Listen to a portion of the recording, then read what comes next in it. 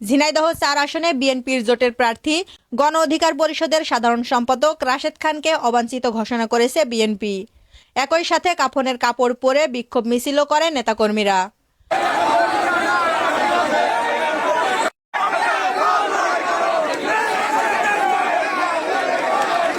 শুক্রবার বিকেলে ঝিনাইদহ ৪ আসন থেকে বিএনপির মনোনয়ন প্রত্যাশী কেন্দ্রীয় স্বেচ্ছাসেবক দলের সিনিয়র যুগ্ম সাধারণ সম্পাদক সাইফুল ইসলাম ফিরোজ ও জেলা বিএনপির উপদেষ্টা মণ্ডলীর সদস্য মুর্শিদা জামান বেল্টুর সমর্থকরা কাফনের কাপড় পরে তাদের দলীয় কার্যালয় থেকে বিক্ষোভ মিছিল বের করে।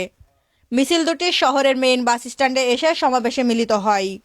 সে সময় দুই মনোনয়ন প্রত্যাশী রাশেদ খানকে বহিরাগত আখ্যা দিয়ে তাকে অবাঞ্ছিত ঘোষণা করেন।